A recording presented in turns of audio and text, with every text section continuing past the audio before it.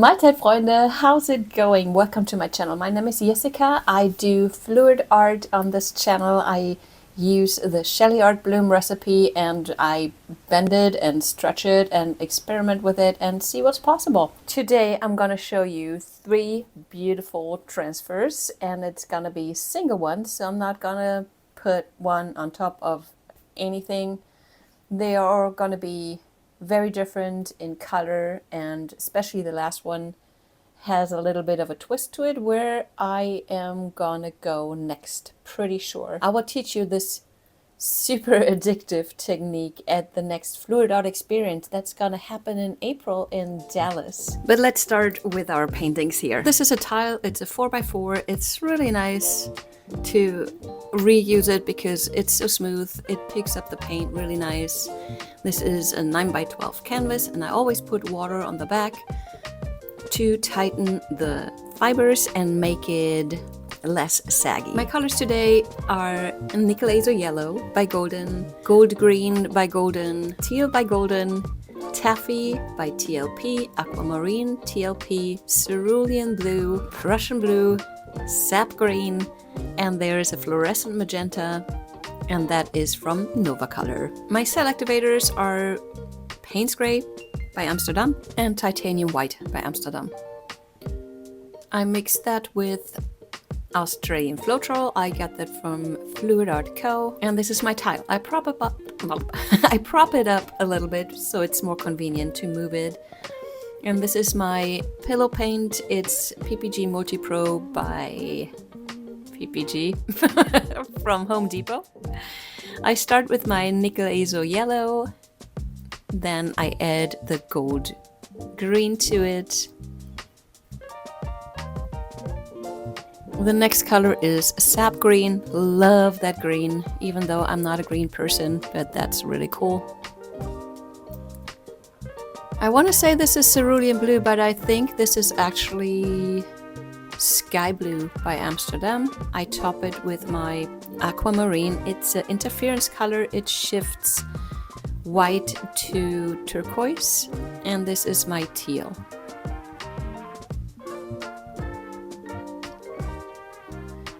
My cell activator on top. I usually have it very thick, and with the transfer you actually, well, I want it even thicker. So I just blow in the middle to spread my cell activator out, and the trick here is to not make a bloom painting. It's just, you just want to spread your paint over the other paint. And I found this phenomenon with my scoop and drags. I started stretching out solid parts of my cell activator. That's how I came up with it. I just wanted to additional stretch it so my cells will come up. And when you do that and stretch out that cell activator, you get those round, perky little cells, and that's what I'm after. The transfer is basically a scoop and drag on a bigger scale, and you will stretch your paint more than with the usual bloom painting, because you do it on your tile, or I did it on my tile right here. Then you scoop it up, which moves the paint a bit, and then you stretch it out to put it on top of your pillow paint, and then you're gonna spin or tilt, and that will stretch it out again. So it is kind of a learning curve on what you want to do, how much pillow you put down, how much you stretch your paints through all those 3 possibilities. Wait, was it 3? Oh, look at this tool. Pretty. Where was I? And you see that luckily I keep solid parts of that cell activator there. And those parts will be the ones that have those round, perky pearl cells once I spin and spread my cell activator out. I will let you know more about that in my class in Richardson, Dallas, Texas. I mean, look at this. It's so fascinating what the paint does. And the effects are truly mesmerizing. I'm a big fan. Those paintings make really good backgrounds for brushwork. They are good just by themselves.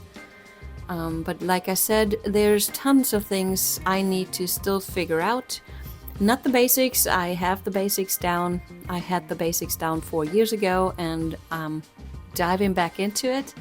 And gotta say, there's still a bunch more to learn. So this was painting number 1. I will show you all 3 of them when they're dried in the end.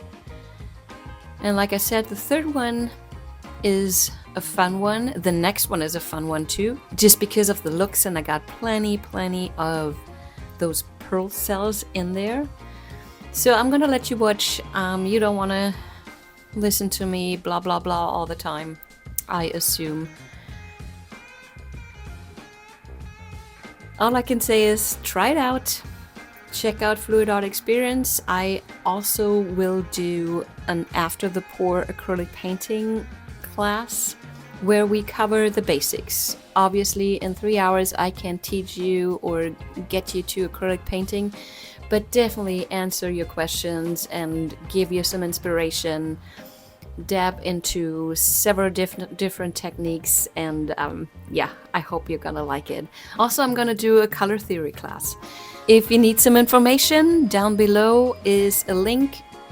I put one up in the corner too, so you can just click on that and get on the homepage and see who else is with me. And there is one person that I'm super excited about. Nick Boltman will be there and teach you all the tricks of how he does his incredible paintings. Yeah, now I'm talking blah blah blah. I'll see you in the end.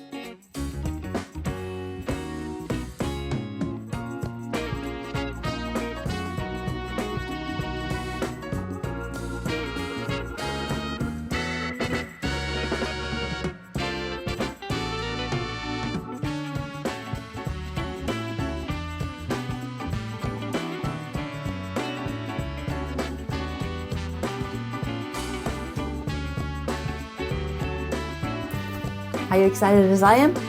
Well, I already know. This is number 1. See the sparkle of the aquamarine in there? Slightly. Yet enough, in my opinion. Look at the depth. And then, see all those pearl cells? Big fan. Number 2.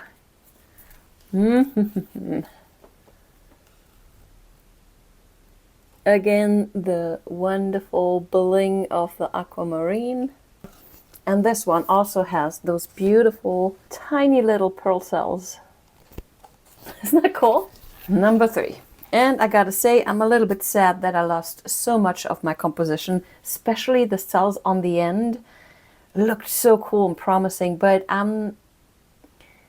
they were all on the outer edge and I did not really have the chance to keep them.